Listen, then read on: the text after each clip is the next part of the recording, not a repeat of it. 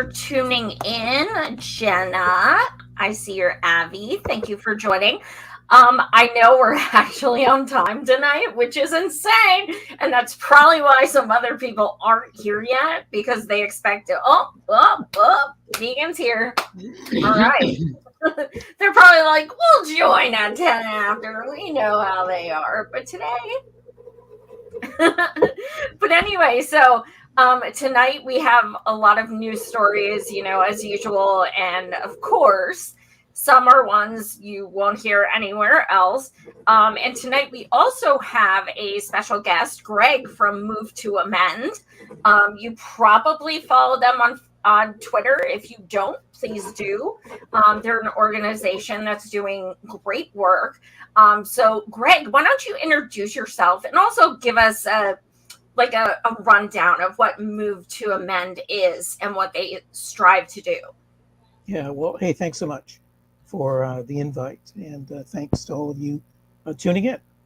Greg Coleridge, he, him. I live in Ohio, and I'm one of the co-directors of this outfit called Move to Amend, an organization that's been around since 2010 when the United States Supreme Court decided this horrific decision called Citizens United versus the Federal Elections Commission that expanded. It didn't create, many people think that it created for the very first time these two bizarre constitutional doctrines, the one being that a corporation is a person. How's that for a crazy notion?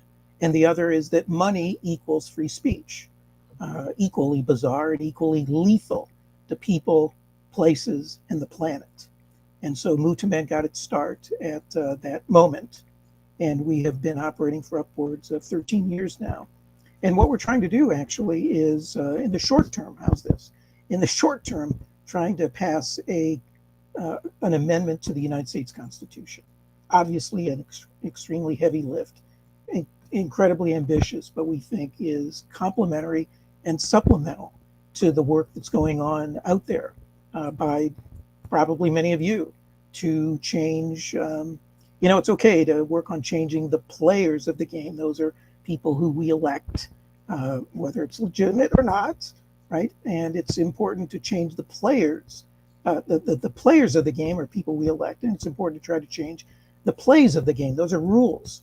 Those are laws. Those are statutes. Those are regulations. And certainly we need better regulations. We need better people to represent us. We need better ability to, do democracy directly through ballot initiatives.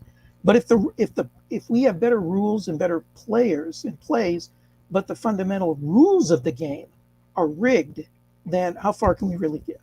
And that's what constitutions are. They're the fundamental rules of the game. And we think that, the government isn't broken, but rather it's fixed, as in rigged, to benefit the wealthy few and corporate entities. And it's been that way for a very, very long time. I mean, let's not be under any illusion of we the people have never, ever, ever been all the people from day one. It's always been an outfit, this country of ours and our founding document that has been ruled by white male property owners, with the Constitution being largely a property rights document. And sort of the effort from day one has been people who have not been included in the original founding document, striving and organizing and educating to drive themselves into the Constitution where they should have been from day one.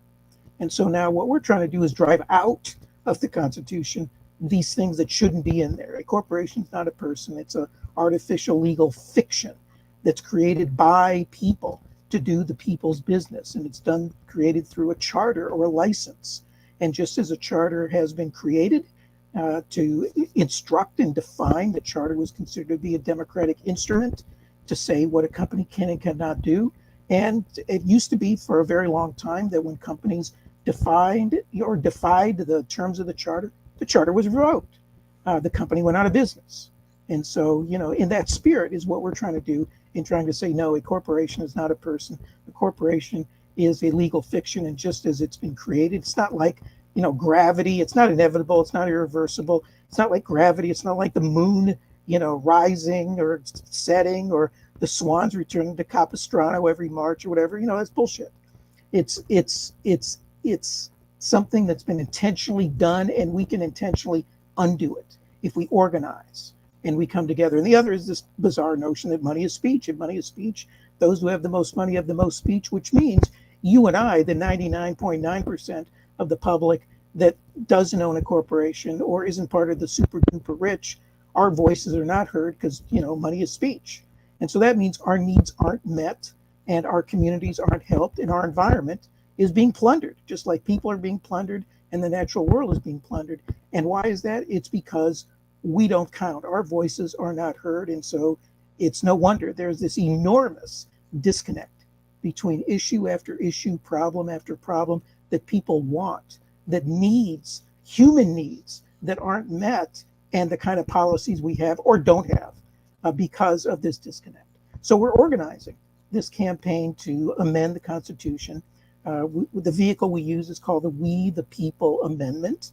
It's been introduced in 5 congressional sessions now, just recently by Pramila Jayapal, the same person who's the main sponsor of the Medicare for All amendment in the House of Representatives, is also the main sponsor of this. We like to think there's a pretty damn good connection between why we don't have Medicare for all and why we have corporate constitutional rights and money is speech. It's because the pharmaceutical corporations and the insurance corporations and the hospital corporations sort of, take your pick, buy, rent, lease, or retain public officials through their lobbying, through their campaign. It's not campaign donations, it's campaign investments. They're getting a damn good investment back on what they are giving or, quote unquote, donating to public officials. So we got to abolish both of these things.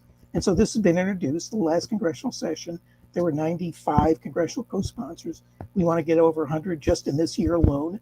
And we have over 700 organizations around the country that have endorsed this, including, we just met with Physicians for National Healthcare program that we're hoping that they will endorse the national level. A lot of healthcare organizations, a lot of law firms, people's lawyers, labor organizations, community organizations endorse this. And why they endorse it is because they get it. They're not able, if you're working on all these, important issues, it's hard metaphorically to get past first base because the rules are so fixed against. It's amazing actually that people win as much as they do, given how the whole thing is connected, is fixed. The only other thing I'll say, and sorry for rambling and babbling on, it's okay, is there's besides 700 organizations that have endorsed this effort, there's over 700 communities.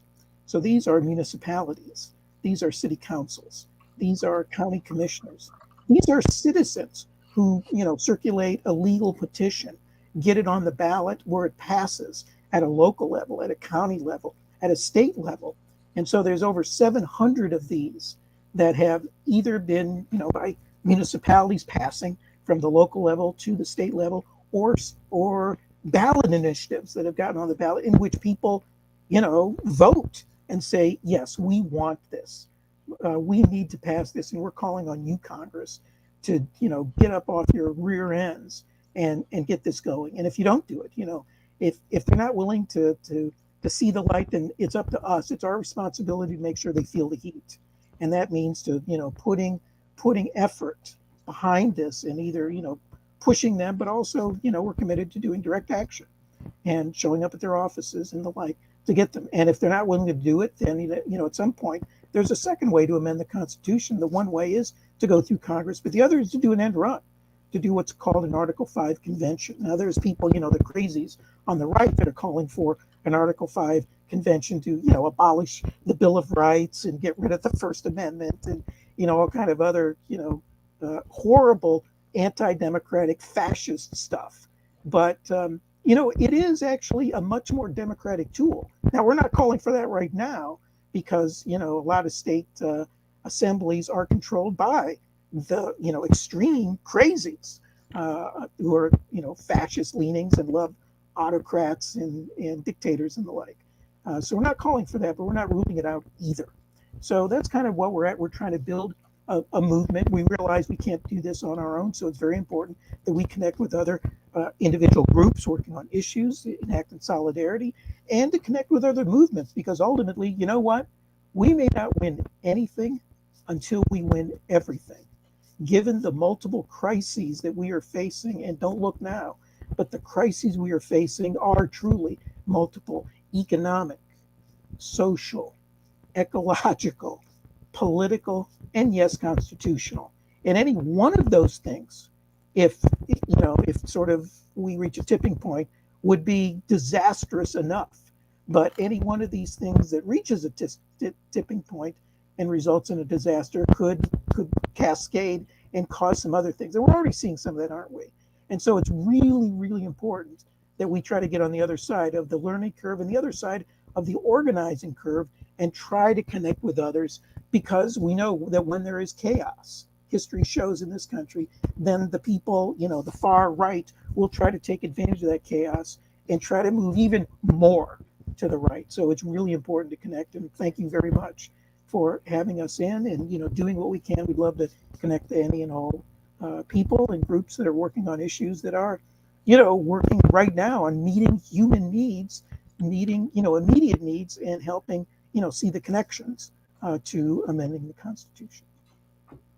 Absolutely. I last month, shout out to March on Harrisburg.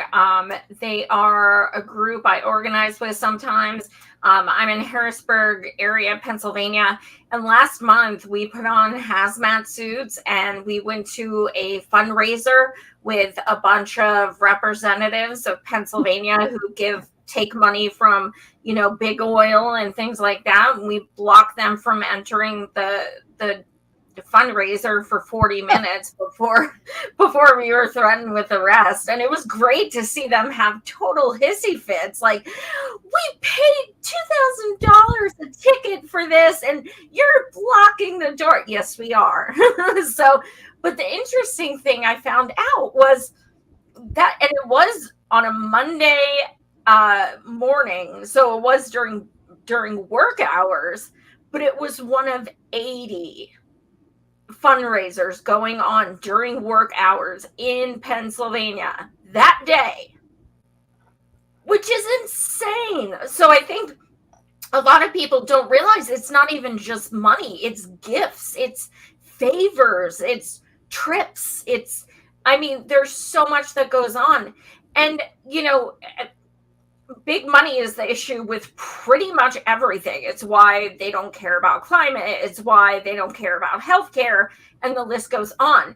What is it that you find when you're organizing that is the one thing that people are like, wait, big money affects that? Well, I think people generally do get it. It's not like you need a PhD in political science to understand that the whole system is sort of we have a monocracy and not a, quote unquote democracy, which we've never had, but relatively speaking, something in which our public officials kind of sometimes, occasionally do listen to us, but also, the opportunity to do direct democracy and end run where there's, ballot initiatives you can put on the ballot or referenda to overturn existing laws or other things, which right now, of course, the crazies on the right are intentionally trying to get rid of. I'm from Ohio, and there's legislation efforts right now by the supermajority Republican Party to try to make it much more difficult to have ballot initiatives, to create a supermajority where if you get something on the ballot, it's not just 50% plus one to pass it, you've got to get 60%. So there's all kinds of ways to, that they're just attacking any and every effort because they know that they're in a minority and their ideas are not popular ideas. So in general, the problem is not that people don't get that the system is generally, and even a lot of public officials just hate this smiling and dialing, having to go out and spend this enormous amount of time. They don't want to do that. There are people who generally want to try to govern and do the right thing and who are good people. But they got to play by the rules of the game, and if they don't, they will get crushed. That's the in general. Now there are exceptions where some have gotten very good at using social media and raising money at the $5 and $10 at a time. But even some of those folks, if you look very closely, okay, maybe they start out that way, but AOC ain't that way anymore, and some of these other people ain't that way anymore. They're getting money in big chunks from the special interests. So the problem, I think, is less that people don't understand the problem. It's that it's just too far gone. That you really can't do anything. And I fear that. That's valid. that it's And then that, yep, you that it's have just too tough. AOC. Oh, I'm sorry. No, Yeah, you have AOC who is like, oh, I'm raising money for a grassroots movement, blah, blah, blah. And then she gives over $100,000 to a bunch of blue dog Democrats who don't support Medicare for all, who don't support Green New Deal. She gives donations to her, to other representatives already like that is mind blowing. So that is buying as well. That's just a different, I didn't even know that was allowed, but that's another Mhm. way that we see that people are kind of obfuscating, well, technically, and it's a lot of technicalities that they try to, water it down. Andrew, do you have a question? Yeah, so I think one of the things that resonated is that people do know and they understand that money in politics is a thing. I think it is very, very complicated on purpose so that it's hard for people to pinpoint the exact issues on what's going on, because the more you're confused about it, the harder it is for you to fight against it, right? And so I'm just curious if back to the beginning, when you started to speak, talking about where you said Citizens United. It wasn't the beginning, it was an extension of, I believe, what you said of money being free speech and a corporation as a person, right? correct. So I realize this is something that could potentially be expansive. So feel free to summarize if you will, but could you highlight maybe what were some of the key things that Citizens United made worse than it already was? And also, always happy to hear from some awesome person from Ohio. I was originally born in Ohio, right outside of Cleveland, so Ohio always holds a special place in my heart. Where in Cleveland, or what suburb? Lakewood. I live in Cleveland Heights. Oh, okay. So right down the road a little bit. That's that's awesome. And Lakewood did pass a move to amend resolution in support of. So they're one of the 710 communities around. Good. Yeah. Good on Lakewood. Yeah. All right. And awesome. I'll be holding an M for All rally in East Palestine. So then I'll be going to Ohio. Yeah. Well, there's a lot of good things and a lot of disastrous things in Ohio. So Right. it's expansive. Well, I mean, what it did, again, it's really important that people understand that the problems with corporate constitutional rights and money as speech did not begin with Citizens United. And why that's important to understand is because there are groups out there that are calling for simply to reverse Citizens United, believing that somehow we'll go back to some grand, glorious democratic nirvana that existed the day before Citizens United passed, which is, it's a fantasy. It's, Alice in Wonderland that never existed. Citizens United made it worse in that it opened the door for corporate entities that were limited in giving money through political action committees, which up until then was like $5,000. So, a company could start this political action committee and itself could put money in or get their employees to put money in. But you could, give no more than that PAC $5,000 to a, candidate committee. But, what Citizens United did is create the opportunity for things called super PACs. And these super PACs are, legal entities that are now unlimited in the amount that can be raised, and a good deal of which, if it's combined with other legal entities, 501c4 organizations that are organizations, like Move to Amend is a 501c4, we have a C3 side. These are called social welfare organizations that don't have to disclose their donations. Well, guess who hijacked those 501c4 organizations? Super duper well-to-do individuals and corporate entities that by donating or investing in them, then these 501c4s could donate or put their money in these super PACs. So what you then had are these new entities that basically out of nowhere came and raised an enormous amount of money, literally overnight from almost day one, beginning in the fall 2010 election, and has just ballooned ever since in running these so-called independents. So these super PACs are not allowed to directly donate to candidates, but they're oftentimes run by people who used to work for candidates. They're business managers, whatever, who now run these things, and that their job is to run attack ads against whoever is running against that favorite candidate. And so all the horrible ads, just the crazy stuff and the garbage that we have seen, and has gotten worse every single election, more and more, are a result of these super PACs that now are raising, millions of dollars, to the extent now that the total amount of money that's been spent in elections is upwards. I think in the 2022 midterm elections was it something like it was multiple billions of dollars. So every midterm election is a couple of $1 billion more than the previous one. And so we're looking at the general election now in 2024 being, easily a couple $1 billion more. Well, whose voices now are shut out by a system like that? It's the low moderate income people. It's people with different, abilities. It's students. How many students are out there, crushing it in terms of giving huge amounts of campaign contributions to public fit? Forget it. So it's people without money whose voices are just simply not heard, and whose needs aren't met. And aren't there subtle ways that certain candidates on their campaign websites signal that they want super PACs? I remember hearing something along the lines with Shontel Brown, I believe, who is a congresswoman in your area. I don't know if she represents you, but she does. Okay, she does. I knew it sadly. was in that area because I think your district kind of got refigured or something recently.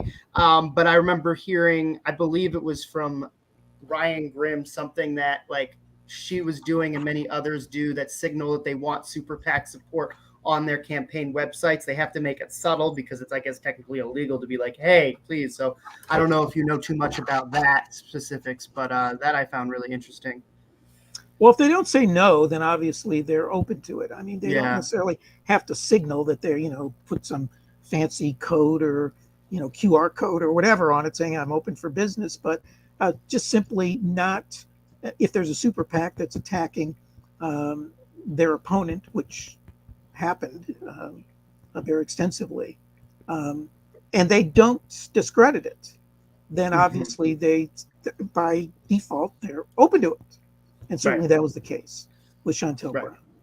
The other thing I wanted to really point out about Citizens United that I think is really important is that, it oftentimes gets equated with money is speech, which it absolutely does.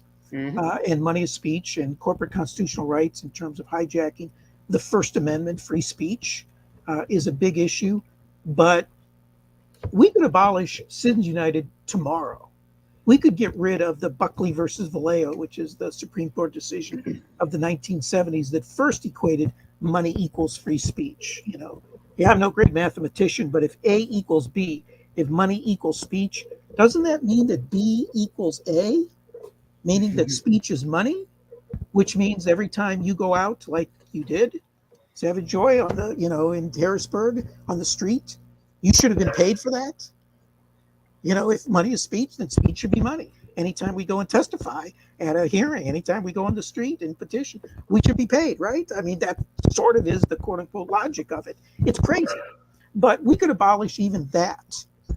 But the problem of the plutocracy of the people, of the few ruling the many, would still exist because of all the other ways that corporate entities outside of the First Amendment. And that's what makes the move to amend the People Amendment so important, so unique, is that they've hijacked these other amendments to the Constitution that have zero to do with money as speech. The 14th, I don't want to get into legal grass too much, but just one thing. The most sinister and odious and outrageous example of this is the 14th Amendment to the Constitution, passed, right after the Civil War to give, freed that had formerly been enslaved due process and equal protection rights. Well, guess who abused that for the first 50, well, up to this day, but for the first 50 years following the enactment of the 14th Amendment that was designed to give enslaved human beings greater rights. Most of the cases that came before the Supreme Court were cases arguing corporations should have due process and equal protection rights, not freed, individuals, former slaves. And to this day, it's impossible to pass if you're a locality, your municipality, and you want to give preferential treatment to, say, local businesses over chain stores. Sorry, you can't do that because that's a violation of the big chain stores. 14th Amendment, equal protection. You are discriminating against the mom and pop store. That's the life and blood oftentimes of local community. And don't look now, but local businesses are just disappearing fast in our communities on Main Street because of Wall Street. And so, 14th Amendment, 4th Amendment, 5th Amendment, even the First Amendment right not to speak. There's some people in Vermont that had the audacity to pass a law saying that bovine growth hormones, if there's those kinds of hormones in food products, dairy products, it should be labeled. Well, the corporate crowd went to court and said, you know what? To do that is a violation of our First Amendment right not to speak. We're incriminating ourselves. So if you will, the right of, say, mothers to know that the, dairy products that they were going to purchase for them or their children, that their rights, the rights of people to know what's in their food got preempted, or dare I say trumped, by the rights of corporations, their rights. And so that's just an example. We can get rid of Citizens United. We can get rid of money of speech, but there's all of these other constitutional amendments that have been hijacked. Fourth Amendment rights of search and seizure. So, we go online and, we're followed. Every time we click on something, 2 hours later, we get back something that's coming back. We don't have any search, we don't have any privacy rights. But if you're a corporation and you're, creating, horrible products, or you're treating your workers badly, safety requirements or environmental pollution, safety inspectors that are trying to protect the health, safety, and welfare of their community, they can't go in and do searches without getting a warrantless searches, because that's a violation of a corporation's Fourth Amendment search and seizure right. So it goes on and on. Sorry to get into some of the weeds, but it's important to understand that we have to get rid of the totality of all corporate constitutional rights. I just want to make a comment real quick. I love how you brought up the whole example with food and how, when it comes to just disclosing certain chemicals and such that are in food, because I always say, like, and again, I'm not a nutritionist, I'm not a scientist, but I feel like so many health problems that people have, it's not because necessarily they're having too many cookies, it's because people just don't know the chemicals that are in, say, their cereal that they're having for breakfast every morning, right? Like, we're like cookies, everybody knows it's a lot of sugar, it's a lot of things, and they are able to most people are just self-regulate and know. They don't know necessarily, oh, this thing I'm eating every day that I think is like healthy enough actually has products in it that are illegal in other countries that I don't even know about. So that's right. Yeah. And maybe our friends over at Monsanto, which is now run by Bayer, they had this nice little chemical called glyphosate. Remember that? Which is banned, like in most European countries. That's in Ready Roundup and all this other stuff. They had that, and they, argued in court that, we shouldn't have to disclose, our internal scientific studies that show that it's dangerous and all, because that's a violation of our, First Amendment right not to speak. And, so, I mean, it's just horrific. Again, their rights preempt our rights, human rights. Right. There's nothing obligatory to benefit, even health-wise, those of us who are actually consuming. Because, if people know there's glyphosate in this, they're not going to buy it. It's going to hurt our profits. If they get sick, that's on them. They're the ones who ate it. Oh, well. Right. Wow. Yeah, and then if they get sick, then the care for that is externalized, right? It's not having to be borne by the company.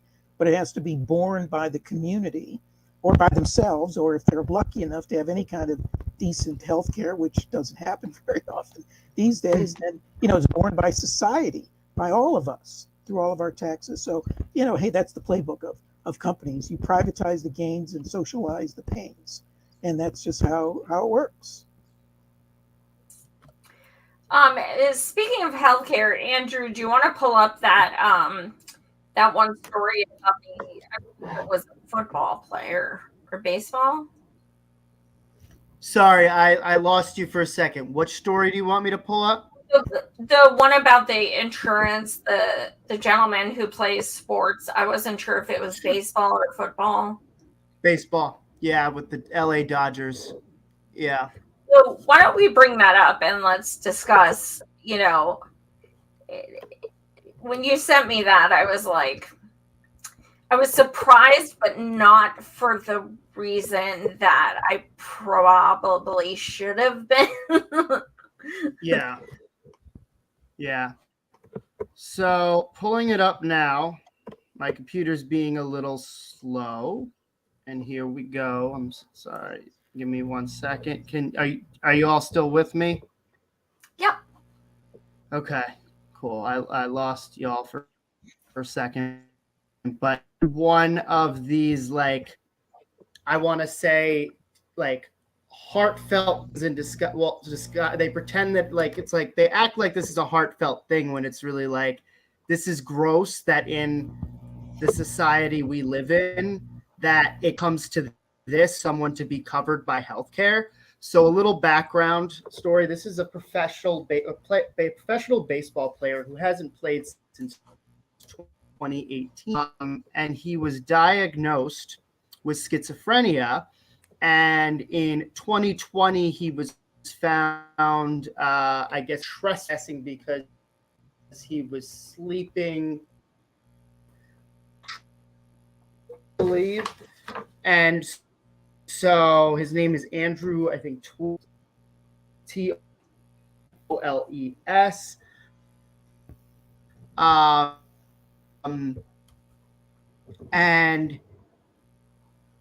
And he's 29 now.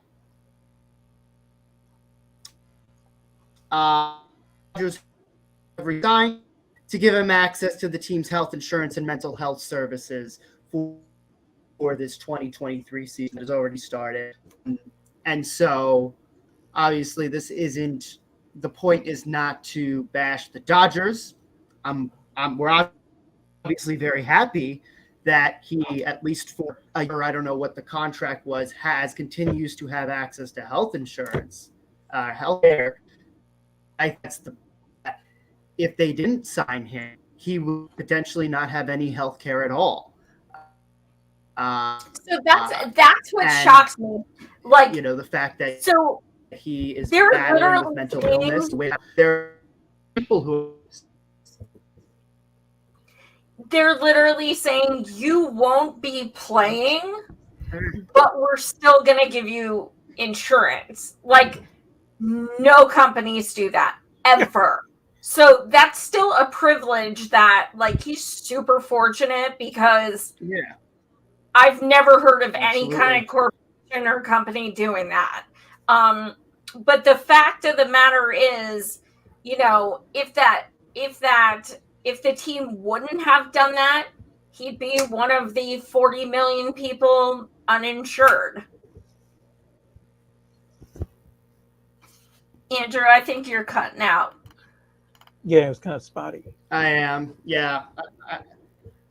I have too many tabs open for all the things we were going to show. So we'll see what happens. I'm going to try and exit and then come back in. Okay. Yeah, so being a lead national organizer with M for M for All, I focus on stuff like this so much. What is your experience talking to people about healthcare and the experiences they've had as trying to go see a doctor or trying to afford insurance, and the way that corresponds to money and politics? Yeah. Again, this is one of those issues that affects every single person. And if it doesn't now, it sure as hell will, right? Because at some point we all will need significant health care to stay as healthy as we can for as long as we can. So it's extremely important, and people do understand that. I mean, if nothing else, then how darn difficult it is for individuals to just connect, right? The bureaucracy involved in speaking with, you know, the insurance company to get the pre-approval to meet with a specialist. I mean, just the runaround associated with it, and the fact that they have to, you know, go through this anointed person that has no understanding at all of sort of the health that I need. That's my doctor, or that's my, you know, other medical specialist who knows that. You don't know anything about that.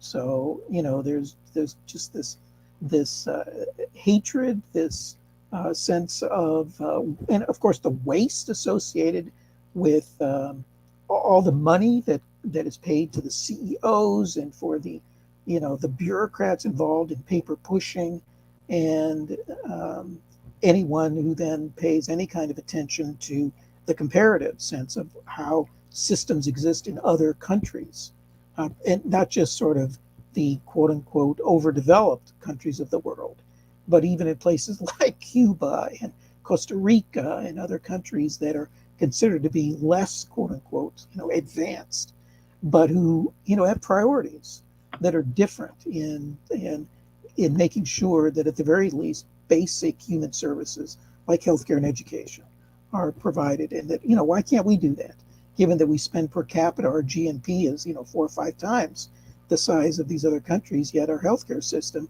is 1/3 or 1/4 as effective for 5 times the cost. So you know, there's just this enormous disconnect, resentment, hatred, and, you know, and a feeling of being trapped. You know, what can we do other than the few people who live near sort of national borders, who go to Mexico or who go to Canada for specialized treatment? But otherwise, you know, we're stuck.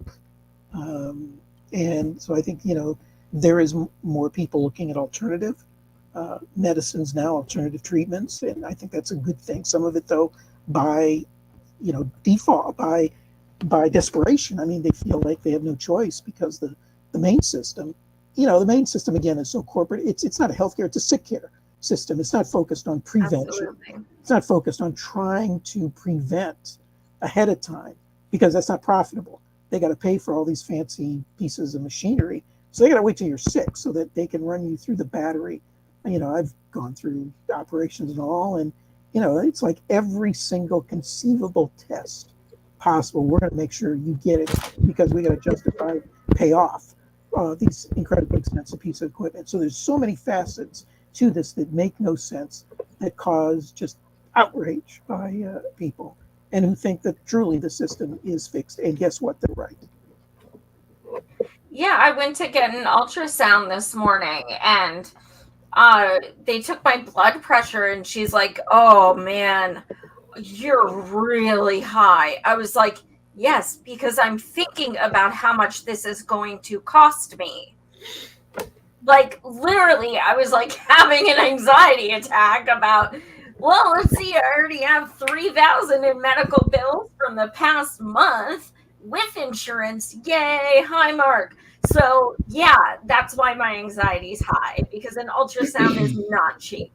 So, you know, and then she's like, "I'll take it again in a few minutes." And she waits like 20 minutes and it's still really high. And she's like, "Take some deep breath." And I was like, "You don't understand. It's not going to change until I physically leave this medical facility. Like, it's not going to change."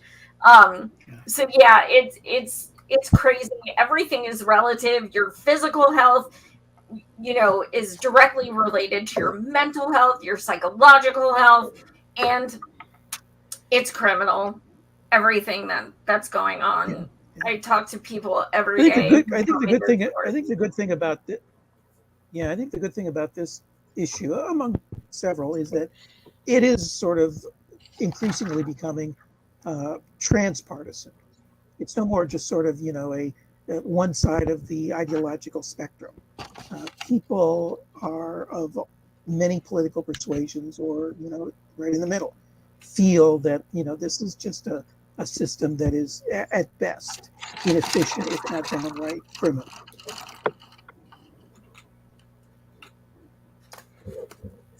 Absolutely. Oh, Andrew, can you read that? Wall Street, quote unquote, punishes health insurance companies for not reducing a loss, quote unquote, loss ratio. A loss ratio is the money they must spend to actually provide you with health care. So they are punished for providing care. Absolutely. Before I started going blind and became disabled, I worked in healthcare for over a decade.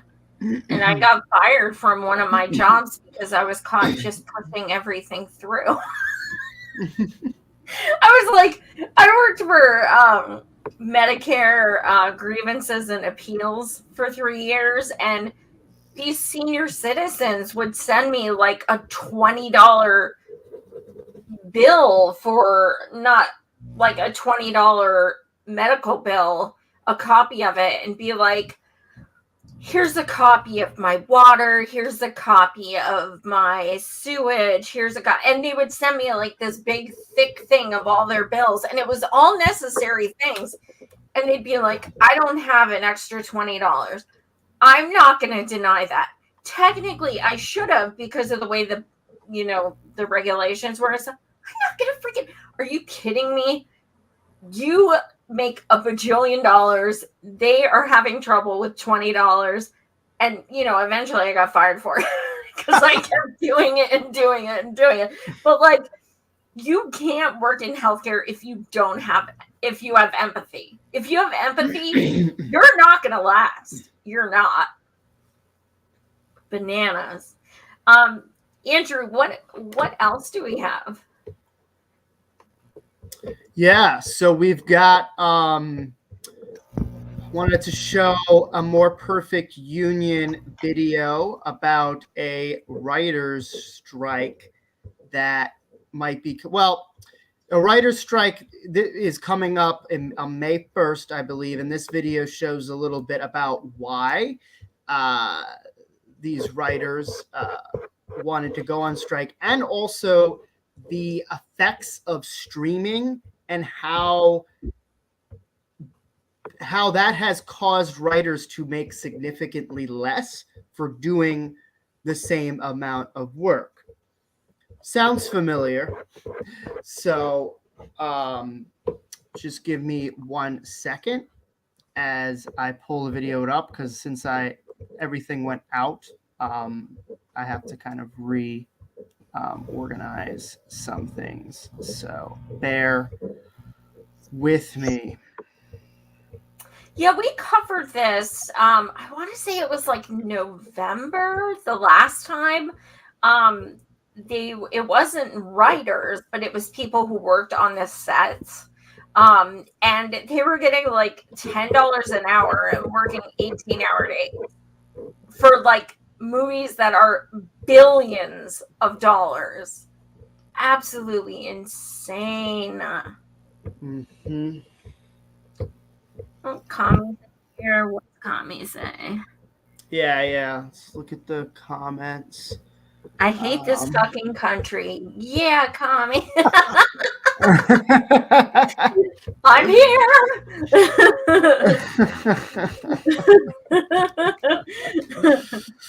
Oh man, hold on. Let me see if I can find it here. This is ridiculous. I'm sorry, everyone. Vegan, if you are in the comments, do you mind adding Move to Amend's Twitter in these comment sections so people can click that and follow? All right, I'm just gonna show the strike article instead. So.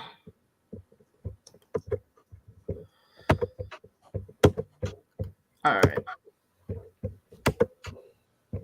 So this right here.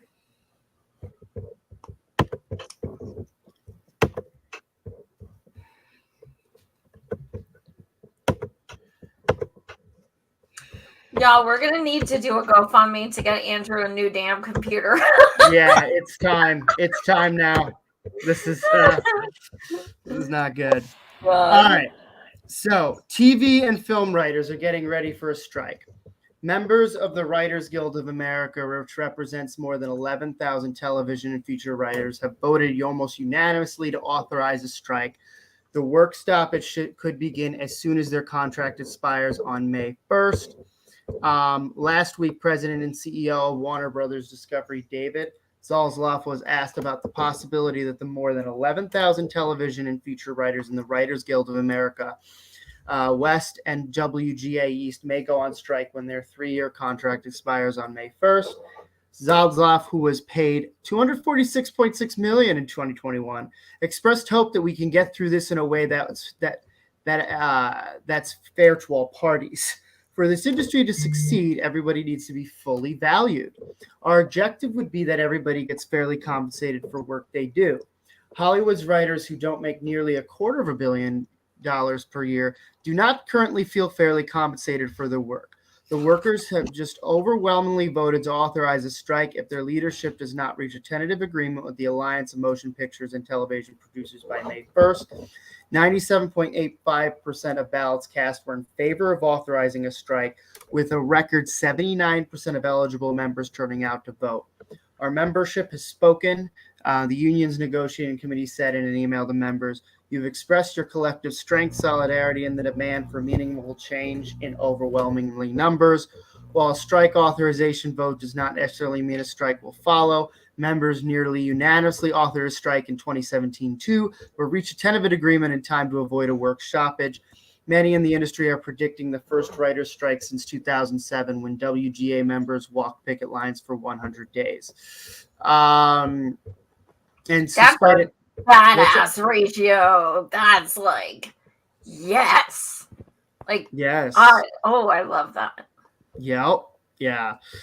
Despite a downtick over the past 2 years, profitability for AMPTP's member, in addition to Zaslav's company, the group includes Amazon, Apple, CBS, Disney, NBCU, Netflix, Paramount Global, and Sony, has consistently gone up in recent decades. But as the pandemic accelerated the shift to streaming, which now accounts for the majority of writing work in the industry, writers haven't shared in the prosperity. March WGH report finds that writers' pay has declined 4% over the past decade, 23% when adjusted for inflation, and 49% of television series writers are compensated at the contract minimum, compared to 33% in 2013. That is incredible. Yeah, so you can understand why they're pissed. And I'm sure particularly over these past couple of years where cost of living has continued to go up, I'm sure they're especially in LA. More. Yeah. In New York. Especially in LA. So, yeah, that is, yeah. Greg, do you find that you deal with a lot of unions or people who want to start unions as far as Move to Amend? Yeah, we have dealt with quite a number of unions. You know, they run the gamut, of course, from the industrial corporate unions to those, you know, who are on the front lines in communities that are trying to organize at the, you know, so to speak, the sweatshop level or the service level. Yeah, and certainly there are those unions out there that are, you know, much more radical these days than ever before, rightly so. And so they're seeing an uptick in organized people, which obviously, you know, power comes from either organized money or organized people. If you don't have one, you sure as hell better have the other. And so unions have a very important role to play. And you know, it's just it's real important that in fact we're doing a May Day program for Move to Amend, in which we're having a couple of you may be interested in this, Joy, union leaders from the railroad unions in Ohio that are going to be talking about East Palestine on the 27th. of this month. So I can, forward some info about that, a link if people are interested in attending that, to sort of get an update from worker safety standpoint, what's going on. People as individuals get again exploited by capital, by companies. You can either take it or you fight back.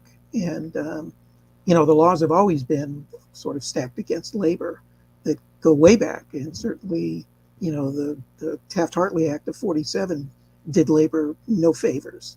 And there's just been a plethora of laws. I mean, even the Modest Pro Act, which has been before Congress over the last couple of sessions, even that can't get passed, which is just pretty meager in what it's trying to accomplish. So the whole country is just, from a top-down political perspective, still very anti-labor, but from the bottom up, it's rising.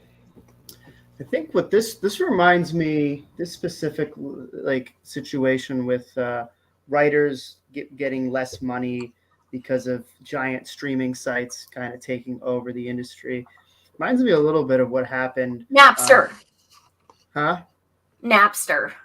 Yeah, well, Napster, and then iTunes, and then it just kept going, right? Where people who were producing music, suddenly less jobs became available, and they were such lower paying, and more people had to start doing their shit for free because, yeah, it was great. People were getting music for free, but people were not getting money because it just changed the whole industry. And this is very much similarly, I feel like, to what is happening there, where the concentration is getting up top, right? iTunes, Napster did well for it, but not the people who actually were the content creators or who were behind the scenes, who are just as important as the content creators, because without the producers and sound engineers, audio engineers behind the scenes, you don't have your music.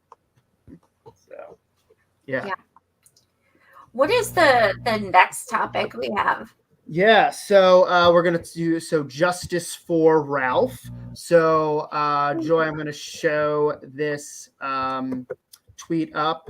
I'll start sharing the screen, but if you want to start talking about it, I hope that video works, because my God. Okay, let me share this first. We'll talk, and then I'll find that video. So look at this shit here. Andrew Lester told police he heard the doorbell ring, picked up his 32. Wait, you're not sharing. Hold on. Okay. All right, got it. Awesome. So, Greg, actually, do you mind just reading what's on the screen there? And while you're doing that, I'll try and look for the video. Yeah. Are you able to see it? Yeah. It said Andrew Lester told police he heard the doorbell ring, picked up his .32 caliber revolver, opened the interior door, quote unquote, saw a black male, unquote, was, quote unquote, scared to death, and shot twice within seconds. He was released less than 2 hours later. Yeah. 16-year-old kid. My freaking gosh. And President Biden made a tweet today that, he called Ralph's family, and violence like this is unacceptable. And he keeps hiring a bajillions of cops who also hurt young black men for no reason. So it's all, I mean, cops are bought and sold by corporations as well. They're, oh, here's the video. Okay, you guys, you have to watch this video, but I'm going to warn you, when I saw it, I bawled. It'll give you goosebumps in a good way. It's beautiful. Just before showing that, I was just wondering, I do need to head off. Okay, no problem. Thank you so much for joining us. And everybody, go. Actually, why don't you give your website, your Twitter, all that fun stuff? Sure. I put in the private chat. If you wanted to follow us on Twitter, it's @MoveToAmend. Our website is movetoamend.org. And I put in the private chat, I don't know if it's possible to share that in the comments, but the May Day commemoration program that we're doing on trying to hold anyway, Norfolk Southern accountable for the East Palestine disaster. And Nice. so, And where is it an online event or is it in? yeah, it's a Zoom event on the 27th. So Oh, the link is that's so there awesome. to register. Feel free to do so. And thank you Oh, so I much love it. for the invite. Amazing. I will definitely tune into that. Everyone, please register. That's going to be awesome. Well, thank you again, Greg. Thanks for all your work, your activism, and thanks everyone at Move to Amend as well. Yeah, Shout out. absolutely. Well, and thanks to both of you for amplifying the work. We need one another. You know, the corporate media certainly doesn't do us any favors. So it's the bottom up media. And so, hey, make sure you subscribe to the Patreon if you haven't already. Oh, thank you so much. Go Much love. Cleveland. Thanks for joining. You will. Take good care in You every way, too. physical, emotional, mental, across the Thank board. you. All right, so we will show this video now. Great little display of direct action. What do we do? When black lives are under attack, what do we do? Stand up! Stand up! Stand up! Stand up! Stand up! Stand up! Stand up! Stand up! Stand up!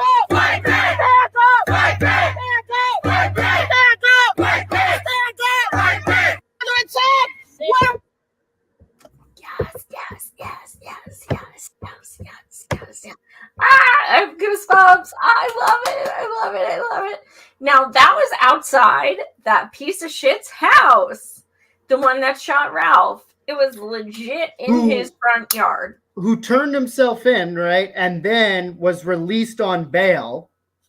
So it's like, all right, you think you're gonna be peaceful.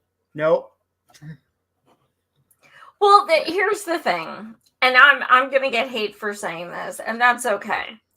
I don't mean to sound ageist, okay? But the thing is, dudes, some say 84, some say 85, and he looks like he's got one foot in the grave. I'm not saying that to be an asshole. I'm saying it looks like he is. That being said, he's not going to have to pay a punishment for this shit. No. I'm just going to keep it real. Because even if he goes to jail for how long? Like when people commit crimes when they're 85, and the thing is, we always say like, and I've been using hashtag justice, for Ralph. And so I'm guilty of it too. But we always say justice, but there is no justice. He's been shot twice. Like, he was going to Stanford. He's beautiful. He's brilliant. He's, Right. he's a musician. He's an incredible person. And all of a sudden, his life is forever changed. That's not justice. Even if dude goes to prison, it's not amazing his life still exists in some form. Yeah. Yeah. I really hope he pulls through, and I really hope I hope the best for him. He's just his face, he's just beautiful. And for some reason I saw his face and it broke my heart. He's just such a beautiful kid. And you go to do something nice, you pick up your little brothers and you accidentally hit on the wrong door and you wind up shot twice. And then you have to go to three different people who can help you. I think he rang the door for 3 different houses, and it took for the third person to finally help. I think the other 2 would not help him for whatever reason. So, yeah, it's like the fact that he had to just bleed and walk down 3 houses while he's in that much pain and suffering. Like, it's a miracle. And also scared, I'm sure, because he probably was also worried, like, fuck, this person's chasing me, possibly. Yeah. Yeah, absolutely. Well, when I was in college and, as an English major, we read tons of short stories and what have you. So there's this infamous story by about this woman, Kitty Genovese, and it's an article that people started publishing as like it's now considered a short story from an article because it's just so profound. She was walking home one night in an alley type area and she was stabbed over and over and over. And when the police interviewed the neighbors, they found that 37 people had witnessed and had not called the police. 37 people. So that's what the article / story is called, 37 who saw murder and didn't call the police. Kitty Genovese. It's truly astounding. And they interview the people. Why didn't you call? I didn't want to get involved. Why didn't you call? It was the middle of the night. Why didn't you call? And it's like every fucking excuse in the world while this young girl is laying there bleeding and dying. And yes, she did die. So it just goes to, that's what I thought of when I heard that he was knocking on doors and nobody was helping him. Like at the very least, you can't just dial 911 at the very least. Like, so gross. Ghost Start says he's home recovering and his GoFundMe has raised over 1 million. Wow. Good. I knew he went home, but wow. Wow. Well, you know, I hope, you know, there's, unfortunately, they're going to need a lawyer. I mean, that's just how it goes. So hopefully they can get like a badass lawyer. Mm-hmm. Because he's going to, you know, that piece of shit is going to go to trial, I'm sure.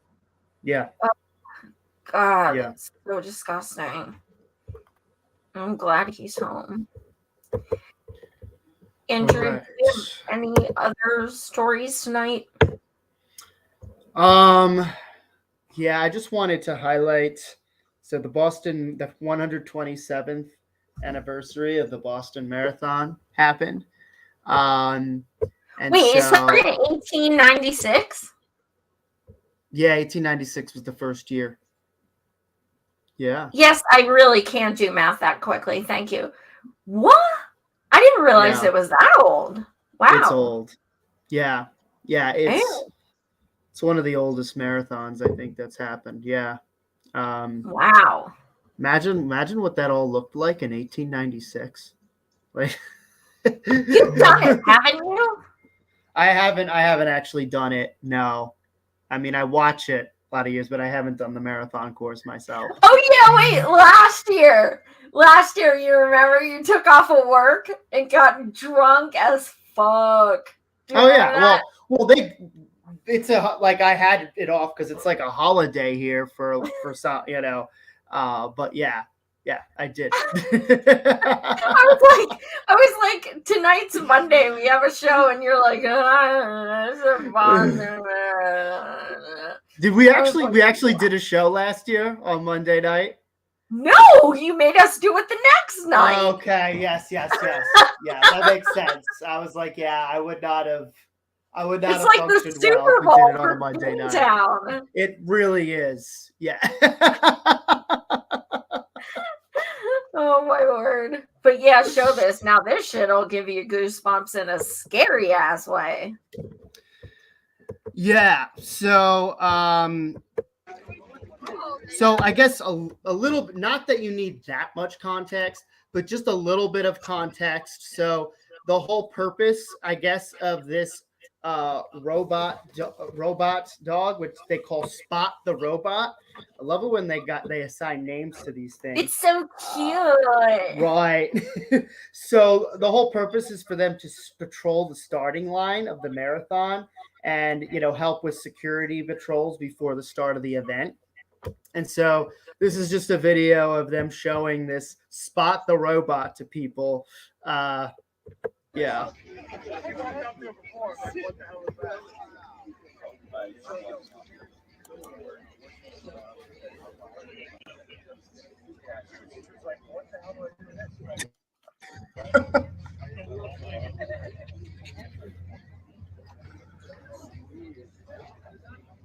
Yeah. Mm-mm. Mm. That looks way more like an ant. Yeah, it does.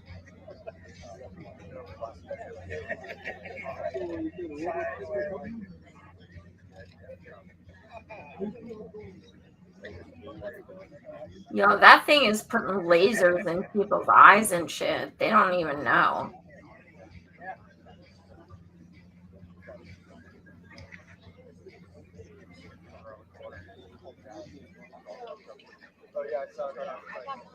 It's like slowly turning its way to the camera, and I almost feel like it's just gonna like see us. Jump at us. Like, oh, we've been found.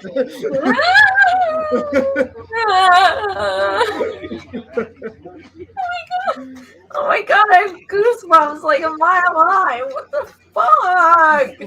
Oh my god. I wish you guys could see the hair on my arms standing up so high. Oh my god. If that came near me in real life, I would end up in jail because I would smash the fuck out of that thing. So, oh my god. Well, remember we covered a few months ago, I believe it was New York City, Yes. the police dogs, Yes. that they have legit rubber bullets and shit Mhm. on them. Like, cops are dangerous enough, but you want mechanical things walking around? Oh my god. That's fucking terrifying.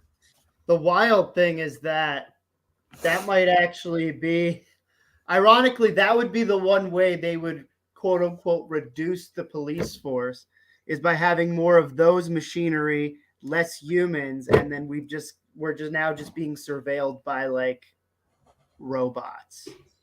But here's my thinking though, and this is, this is just the way my brain works, but somebody's got to be controlling those fuckers. Of course. There's got to be a control room somewhere, Just like someone drone that can strikes, hack someone's controlling those too. Yeah. or program or what have you. Yeah. Why should we not believe that at some point these police dogs and shit that have weapons are not going to look for black skin? Mhm. Like, why wouldn't they start doing that with it? You know what I mean? And Right. things like that. They're Because being then it would- programmed by humans. Yeah. Yeah, and I mean, like, okay, another black person died, but it wasn't a policeman. It was a robotic police dog. So Right. you can't be mad and you can't protest. Like, And you can't fire that police dog because it's Right. right. Yeah.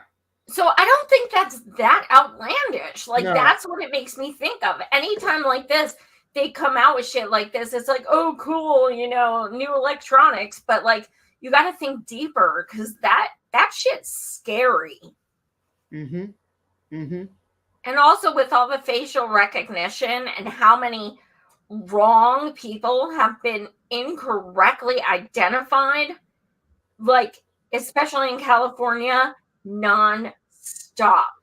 People are taken in for being the wrong people. So you want some freaking psycho dog with like rubber bullets and shit, like looking for a certain person and the facial recognition is off, like, or that thing's gonna start spraying rubber bullets. Someone's gonna think it's a gunshot. Someone's gonna shoot. I mean, a million things could happen. Yeah. Yeah.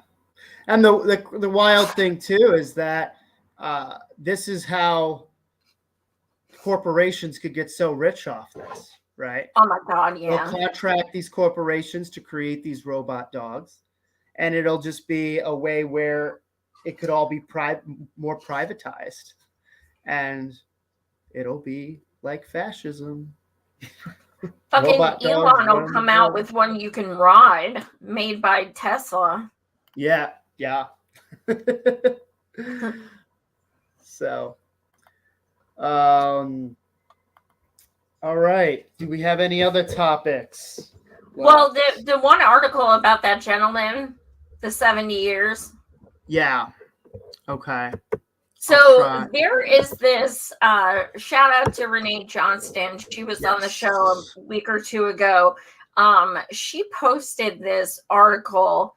Gentleman just got 70 years in prison. Mhm. Why? He spat on a cop. That's right. He spat on him. 2 seconds, 70 years in jail. Oh, and I forgot to say he's black. I know it's surprising. So this is Renee Johnson tweeted this. Same state where the man who killed someone at a BLM protest is about to get pardoned despite being a murderer is sending a black man to prison for 70 years for spitting at police. So I don't know if you want me to look at the article or do you want me to? Yeah, if you want to read the first few sentences, it's just so mind-blowing. I've never spat on someone, to be honest, but like, I understand being an activist and an organizer. I understand how you can get heated. And to me, that's like, if he was going to get arrested for 70 years, I mean, shit, that's like shooting someone. Yeah. A Texas man was sentenced to 70 years in prison Wednesday after he was found guilty of harassing a public servant for spitting at Lubbock police officers. Larry Pearson, 36, was arrested in May 2022 for domestic violence after a victim flagged down an officer in Northeast Lubbock, prosecutor Jessica Gorman said. The victim told police that Pearson had hit her several times, that he had a gun. Gorman said that firearm turned out to be an airsoft gun. A police report at the time stated the victim had multiple visible injuries on her face. Gorman said after Pierce was taken into custody, he was upset the victim was not arrested instead. Who's a piece of shit? Okay. But I thought it was important to read this because this was not why he was arrested. Right. Not for the abuse. That's not why he was arrested. He was arrested for spitting at the police. That's right. why he was arrested. Because the police are just like, hey, we're 40% of us are abusers too. We beat our wives too, but you spit on us. So yeah. So insane. Good little highlight of our justice system once again. Meanwhile, that guy who shot Ralph is not in prison right now. Just a reminder. Mm-hmm. So, yeah. But on that dismal note, can you share a picture of my friend? Yes. So those of you who have been following me on social media know that my family friend McKenna Riley went missing. Today is day 15. She still has not been found. It's bad. I talked to her mom and her sister. They're not doing too great, and they absolutely believe the worst.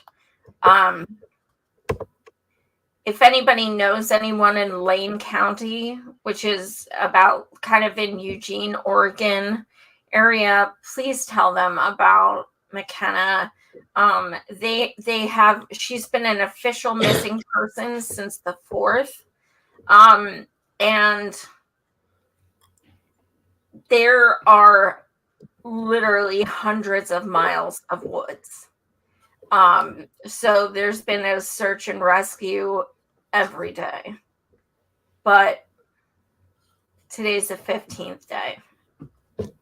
So we're all fearing the worst at this point. But just keep McKenna and her brother Michael, her sister Bevan, her mom, Tina. Just please keep them in your thoughts because I've talked to them and they're just not in a good place, understandably. So yeah. So I keep telling them I mention it on every show and every day on social media. Can you show a picture of McKenna? Mm-hmm.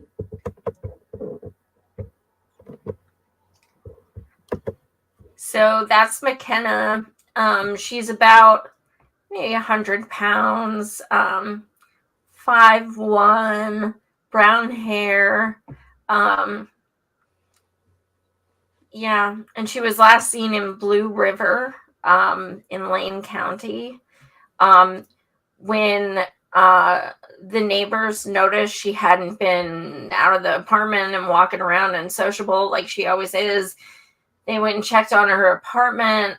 Her car was still there. Her purse was still there. Her phone was still there.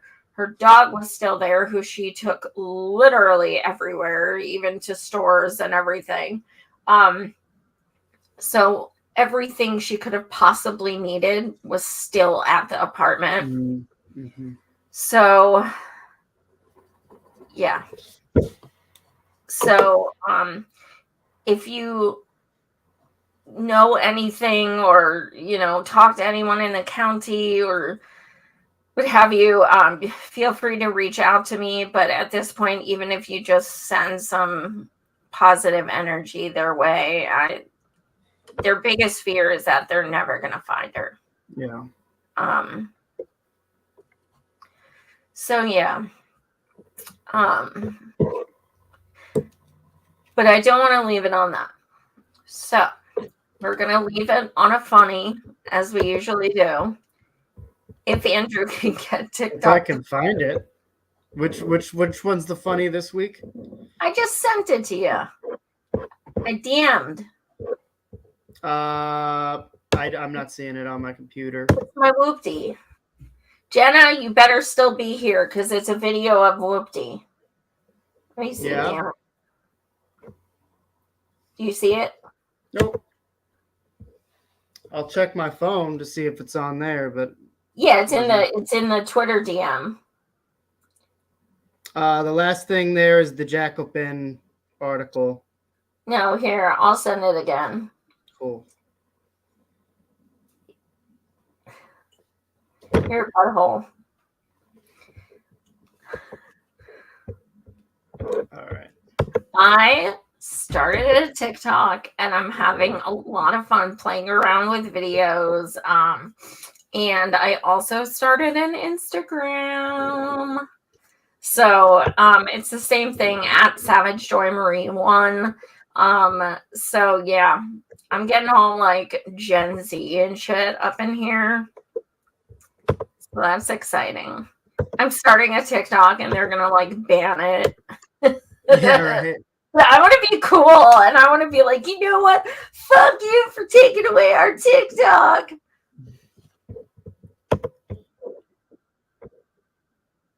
Jenna, you better be in the damn comments.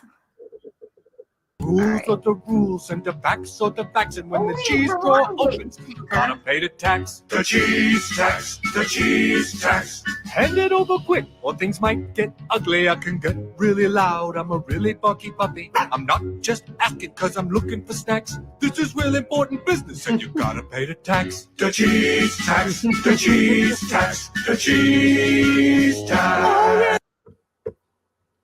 Nice. I dropped some on her head. Well, that She didn't pay the cheese tax. I was so obsessed with that song and watching it with all the different dogs. So that's admittedly why I started a TikTok, so I could figure out how to make one with touches. The cheese tax, the cheese tax. It doesn't take much to make me happy. Jenna, she's so baby. Yes, she is my baby. So what is going on, Andrew? Not too much. Yeah. What about you? Well, Elizabeth, Miss Vegan Succubus, can you please drop my, I keep forgetting what it's called. GiveGo Pro. GiveGo. My GiveGo link. GiveGo. GiveGo? GiveGo Pro. It's, I don't fucking know. It's something. That's why I need the link, because I don't fucking know. But it's so we're trying to raise money for well, I can't fucking read that. GiveSendGo. GiveSendGo. That's it. GiveSendGo. GSG. Okay. We're trying to raise money for the M for All rally in East Palestine. I am doing one there, and there will be 2 other ones in other states. But yeah, this is well, first of all, it is to help my blind ass get transportation to East Palestine, Ohio, and also for the expenses that come with doing a rally. So yeah, even if you could chip in a few bucks, it will definitely help us. Yay, thank you. I think that's the link. Yeah, that looks like the link. Thank you. Yeah, so thank you so much for the 2 donations we've received. It means so much to us. And the rally is July 22nd. So I know we have a little, but if you're an organizer, you know you gotta book shit early. And especially, I've never been to Ohio, so this is it's kind of crazy organizing for a state you've never been in, especially because it's very rural.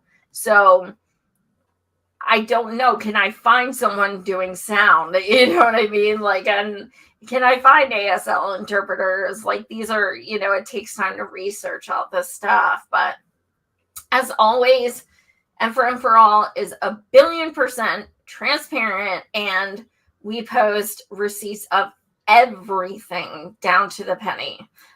So that is no question going to be done. But thank you all so much for watching. As some of you know, YouTube kind of disappeared a couple thousand of my followers. And that's on my channel, Savage Joy Marie Man, my YouTube. So I'm still short of 1,000 because they took like 3,000 away.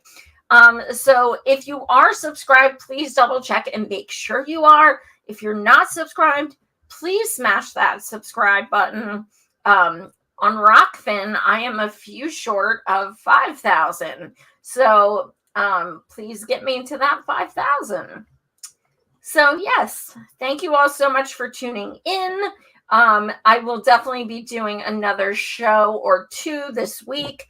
And sign up, subscribe to my TikTok and my Instagram. And what else, Andrew? I think that's you've enough. hit it. I'm kind of busy. Yeah. Oh, and thank you all so much for sending love about my, you know, my new diagnosis and everything like that. I had another treatment yesterday. It went well.